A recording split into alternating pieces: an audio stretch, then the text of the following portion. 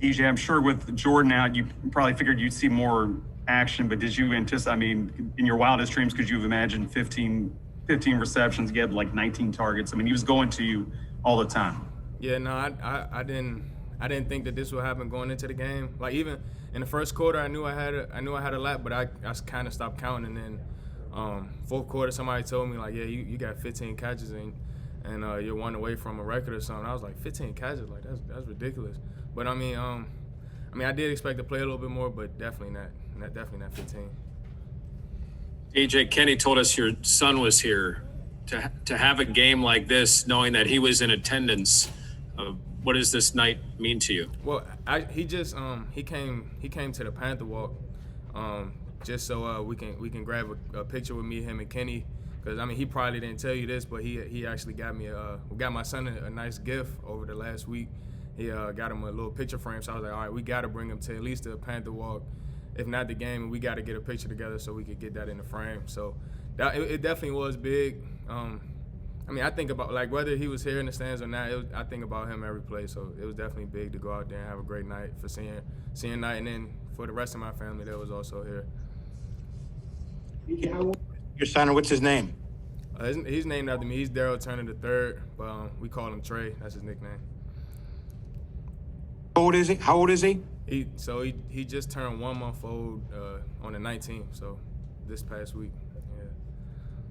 DJ, what went into the broken tackles today? It just seemed like you were just fighting for those extra yardage. I mean, is that a big part of your game? Yeah, I would like to say that. And then also like going into the week, like we knew they were pretty good defense, but they would leave some plays on the field. Like they would leave some tackles on the field and a lot of arm tackling. So that was an emphasis, just yards after catch. And I knew that I could break a lot of tackles if I just tried. So that's basically all it is to that. DJ, how important it was to get in that kind of rhythm with the the bubble screens, just hitting them like that 6, 7, 8 yards at a time, sometimes even more, when you're able to break a tackle or two. I'm sorry, can you repeat the beginning of the question again? I'm sorry. Yeah, just the bubble screens and just getting into a rhythm like that in the short passing game, and I guess even helping out a relatively new offensive line.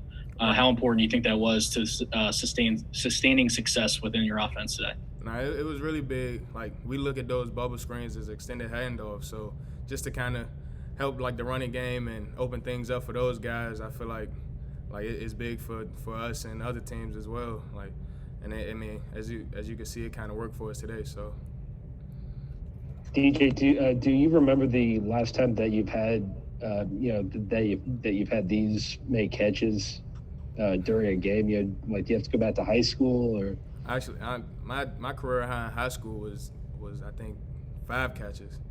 So I don't the NC State game was definitely my first career high with 8, and then today with 15 was definitely the most I've ever got my whole career playing football. I guess during a game like this, when you have these many catches and you're in that kind of a rhythm, like in the huddle, are you talking to Kenny, being like, "Hey man, like keep looking my way, keep throwing to me"? Not necessarily. I mean, I feel like me and Kenny have a great connection, like without me having to say anything to him. And you just keep doing what you got to do to make plays and help your team win. It's not necessarily like a personal thing for me. Like, yeah, it's great to catch as many balls as I can or get as many yards as I can, but like as long as I'm helping the team win, that's all that matters to me.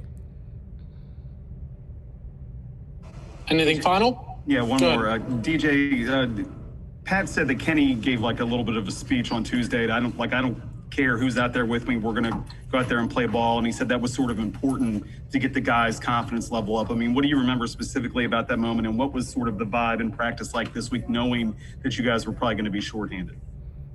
Just the next man up mentality. Like whoever, like you were brought here for a reason. You were brought here to play. So when your number is called, just go out there and do what you can. And that was kind of the biggest thing. And I know it was definitely big for Kenny and the rest of the seniors that like they would go to war with any of the guys on the team, no matter who it was. So that was kind of the energy that day and every day this week.